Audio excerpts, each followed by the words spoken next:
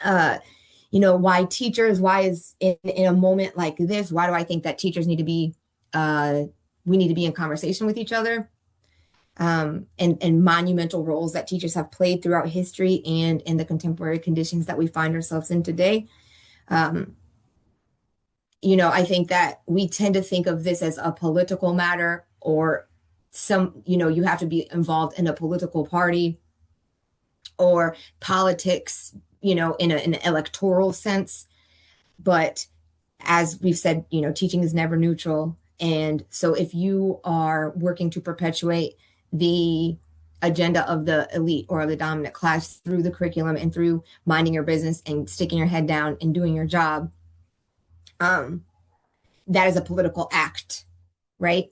That's a political act of siding with the people who are out to um,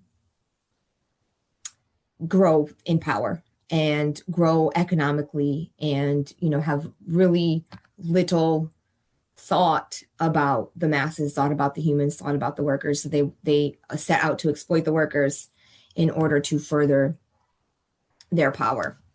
And so I also think about the teachers in Minneapolis. And when I went to the general strike at the end of January of 2026, the teachers union was there. They were strong. And that was something that I hadn't seen in Iowa. So shout out to those teachers unions in San Francisco as well. They've had teachers union strikes with very clear demands. I think that's important. In Iowa, it is, and teachers will tell you right away, oh, they love to tell you that it is against the law to strike in Iowa if you are part of the teachers union. You can riddle me that. However, I understand that that is a barrier that has been placed on teachers to strike. And so then I want to encourage us to be in conversation of ways to work outside of that and how to garner enough support and force in teachers with teachers in unions or not in unions and work along, parallel or outside of the unions if they are going to be, sell out to Democrats or sell out to the corporate class, as we know teachers unions have done and do currently, because they do not support actions to get us free at all, which would be our right to protest. So we have to kind of concede our right to protest in order to be a part of a union. And they're also, relatively silent on these laws that are being passed, and they're not inciting us to act in a way that is getting at the root of the problem. And so we have those issues. And then I also wanted to bring up during the Pinochet's dictatorship, Pinochet in Chile, teachers were targeted, teachers were disappeared for speaking out against the regime, the military dictatorship. And I have seen videos in Palestine during the active and ongoing live streamed genocide.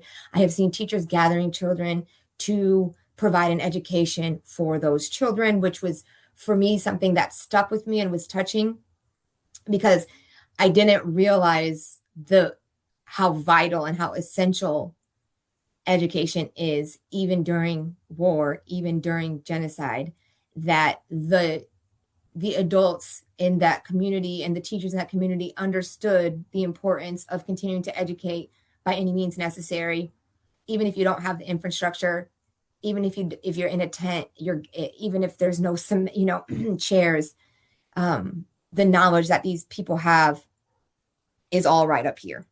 And you can use the most minimum resources. You use the natural world around you to continue to educate the youth. And so that gives me strength and to keep moving on and to understand that the importance of teachers in this fight for liberation. I also think of ICE raids and the vital role that teachers play in school buildings, like actual infrastructure that played in ICE raids in the Midwest.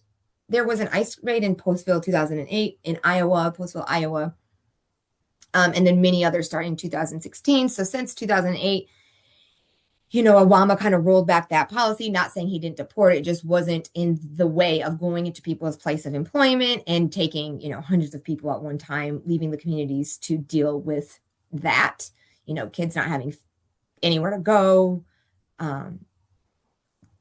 people not being able to pay their bills, etc. And teachers so this is Raiding the Heartland, is where I'm getting this information in the book, Raiding the Heartland. And in a lot of, chapters, I want to do an episode just on this book. But in that book, I learned that teachers have play a vital role when something hits their community, such as an ICE raid, and the actual infrastructure as well. And then I also think of how all of these laws that are proactively, repressing discourses of speech in our schools. I think of the teacher that got fired or laid off or something for talking about Charlie Kirk's death on his own Facebook account. I think about Iranian school teachers that were bombed and attacked when there was hundreds of school children that were bombed in Iran, one of the first offensive attacks from Israel / the United States. And again, the kids come first always, but there was teachers in that building too. And so I think of, U.S. attacks on Iranian schools of teaching. So universities where they would house knowledge. And I think of that as something that is a very colonial thing to do, right? Is to target places of knowledge, places of culture, places where this knowledge is held right inside of us through study, actual physical books, and targeting universities and school children, and what that means for our role in revolution as teachers. And so, likewise, I'm also thinking of, in a lot of educational literature, the discussion section almost every single time, almost inherently says, there's a lack of PD. We need more professional development. There's a lack in these pre-service education of, teaching literatures of the oppressed. And there's a lack of media, that would be promoting this type of ideology, whether that's political or social, economical.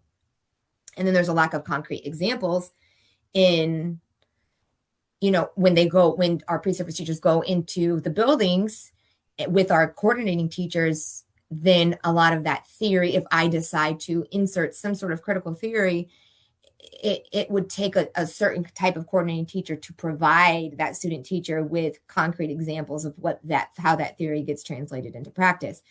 And so I thought, and then as a teacher myself, I understood research as something that was negative, something that was out of touch, kind of our ivory tower-ish.